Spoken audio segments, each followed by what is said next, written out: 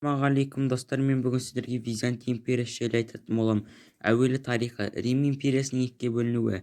Рим империясы шығыс пен шығыс аймақтарының экономикасының даму деңгейі жағынан барбарлар шапқыншылығына зардап шеккен батыс аймақтардың әлдеқайда алда болды. Сол себепті император Константиния 324 жылы астананы Рим қаласынан Босфор бұғазындағы Византия деген шағын қалаға көшірді.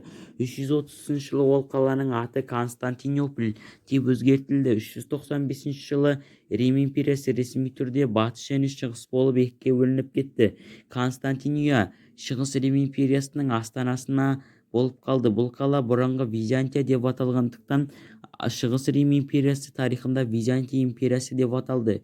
Византия империясы Еуропадағы, Азия мен Африкадағы дейінгі созылып жатты. Оның құрамы Балқан түбегі, Кіші Азия, Сирия, Палестина, Египет, Месопотамия, Армия, біраз бөлігі Жерорта теңізінің шығысындағы аралдар мен Қырымдағы Кавказдағы иеліктері кірді. Халықтың құрамы ала-құла болды. Гректер, еврейлер, араптар, иліктер, дақтар, армяндар, грузияндар тағы басқа. Латын халқының асылы болса да 12 ғасырларға дейін латын тілі мемлекеттік тіл болды. Кейін оны грек тілі ығыстырды. Шығыс Рим империясының ерте орта ғасырларда батыстан әлдеқайда бай болды. Император Египет пен Фракияның астықпен қамтамасыз етіп отырды. Қалаларды қаңырап бос тұрғаны батыс Еуропаға қарағанда Византия тіршілігіне қайнап қолөнер дамыған сауда орталығына айналған. Александрия, Антахия, Иерусалим, Константинополь сияқты қалалар көп болды. Аз уақыт ішінде үлкен де бай қалаға айналған Константиния шығыс батыс арасындағы алтын көпір атанды. Бұл қалада әлемнің түкпір-түкпірінен, Қытайдан, түрік қағанатынан, Ираннан, Үндістаннан, батыс Еуропадан, Африкадан келген саудагерлер кездестіруге болады. Византияның алтын ақшасы нонсима барлық елдерде ең сенімді ақша болды. Византия империясының жері иеліктері құнарлы, ауа райы егістікке қолайлы еді. Сол себепті империяға аймақтарында жылына 2-3 рет өнім жиналды. Егіншілікпен қатар Византияда бау-бақша өсіру кең өріс алды. Суармалы жерлерде жүзім, зәйтүн, құрма көкөністер өсірілді. Мал шаруашылығы да жақсы дамыды. Византияның ауыл шаруашылығына құл еңбегінен гөрі ерікті жер иеленушілер мен шаруалар қауымы еңбегі басым болды. Сондықтан да Византия ауыл шаруашылығының батысқа қарағанда едәуір жоғары деңгейде дамыды. Үкімет билігі. Мемлекеттің жағында Византия империясының бір адамның шексіз билігінде бағындырылды. Монархия болды. Барлық үкімет билігі Василиустың, Византия императорының қолында шоғырланды. Ол өзінің жоғарғы сот билігі, сыртқы саясат жүргізді, заңдар шығарды, әскерді басқарды. Оның билігі Құдайдың әмірімен берілді деп саналды. Император Құдайға ғана, кіші Құдайдан кейінгі бірден-бір басшы болды. Жұрт Құдайдан кейін императорға табынды. Оның шығысқа тән салт-санат, сагерлікпен елену заң жүзінде бекітілмеді. Сондықтан шамасы келген бүлікші жеңіске жетіп тақты басып алса, заңды мемлекет басшысы болып тағайындалып келетін. Византия қоғамында диндар деп аталған саяси партияның ықпалы зор болды. Олардың ішінде әсіресе вендтер, жасылдар мен фариситтер, көктер партиясы ерекше оқшауланды. 532 жылы осы партиялардың басшылығымен болған Никея жорығы көтерілісі әрең дегенде басылып қалды. Инстантин және оның заңдары. Византия империясының күшейген кезі. Инстантиния біріншінің кезеңі 527 және 565 жылда билік құрған кез болды. Өте білімді, еңбекқор, батыл, әрі қатал біртіндей бұл адамды Рим империясының қалпына келтіру үшін күресті. Бірнеше соғыстар нәтижесінде Инстантиния солтүстік Африкада Испанияның оңтүстік батысынан өз империясын қосып алды. Бұл билігі кезінде империя славяндар шапқыншылығына тойтарыс беріп отырды. Сассанилік Иранмен күрес соғыс жүргізді. Инстантиннің билік құрған кезінде христиан діні үстемдік жағдайға ие болып қана қойған жоқ. Ол бірден-бір мемлекеттік дін деп жарияланды.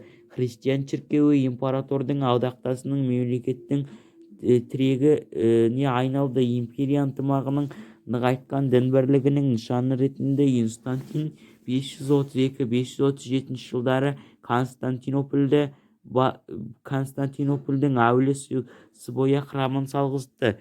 11 ғасырлардың аяғынан бастап Византия шіркеуіне ең жоғарғы басшы Константинополь патриархы болды. Император шіркеулерді жер бөліп беріп отырды, олардың салықтан босатты. Шығыс Рим империясы батыстың ерекшелігі Византия халықтарының біріне бірдей ортақ әрі міндетті заңдар мен құқықтар негізінде өмір сүруі болды. Константин билігі кезінде жазылған азаматтық құқықтар жиынтығы Византияның заң шығарушылық ой-пікірінің жетістігі. Ол заңдар императордың шексіз билігінің, құл иеленушілігінің құрылысының нығаюға, жекеменшік құқықты қорғауға көздеді. Сондай-ақ жекеменшікті қорғау, мұрагерлерді реттеу, отбасы құқығын сақтау, сауда-саттықты дамыту жолдарын тұжырымдалды. Константин заңдары император билігінің империяның басқаруына нығайту, экономика дамуының үлесін қосты. 11 және 12 ғасырларда Византия иконаға қарсы күресті әлсіретті. Ол күрес халықтың бұқарасының шіркеу байлығына, дінбасылардың бұзылғандығына қарсы наразылығын білдірді. 843 жылы иконаға табынушы қайта қалпына келтірді. Сөйтіп иконаға қарсы күрес нәтижесіз аяқталды. 12 ғасырлардың аяғында Византия Василистің қолына, яғни Константиннің тұсындағы державаның күштің бір ғанаға қалды. Осы кезде Византияның құлиеленушілігі империя феодалдық мемлекеттік айнала бастады. Империядағы феодалдық қатынастар 10 және 12 ғасырлардағы түпкілікті орындады. Славян шапқыншылығы 443 және 447-448 жылдарда қатарынан 3 жыл Атила, яғни еділ қаған басқарған ғұндар Византияның жорық жасап, оны салық төлеп тұруға мәжбүр етті. 5 ғасырлардың аяғынан бастап Шығыс Рим империясы солтүстігінде славян тайпасының қауіп төндірді. Олар Дунайдан өтіп тіпті Константинопольге дейін жорықтар жасап отырды. 11 ғасырлардың аяғына қарай славян тайпалары Византияның жеріне басып кірді. Фракиядағы, Македониядағы орындығын алды. 681 жылы Византияның солтүстік-шығысында алғашқы славян мемлекеті Болгар патшалығы құрылды. Византияның славяндардан келіп орналасуы феодалдық қатты қақтығыстарға өрістеуге алып келді. Византия империясының негізгі тұсындағы ерікті шаруалар қауымдығы құрды. 12 ғасырлардың аяғына қарай Византия тағы бір славян тайпасы орыстардың шапқыншылығынан бастады. Олар Қара теңіздегі оңтүстік жағалауындағы Византия елдерін шабуыл жасап тұрды. 860 жылы орыстар Константинополь қаласына дейін келді. Византия мен келісім жасап кері қайтты. 907 жылы орыстар тағы да Астана маңына келді. Келісім жасап мекендеді. 941 жылы Константинополь маңындағы елдегі мекендер тонап кетті. 941 жылы Константинополь түбінде орыстар грек отынының көмегімен талқандалды. 971 жылы Византия орыстарды, болгарды қуып шығарды. 988 жылы Кипрусты Византияның христиандарын қабылдады. Тек 988 осы кезден кейін ғана екі елдің арасында достық қатынас басталды. Арабтар шапқыншылығы 12 ғасырдың 30 жылдарынан бастап Византия арабтар қауіп төндірді.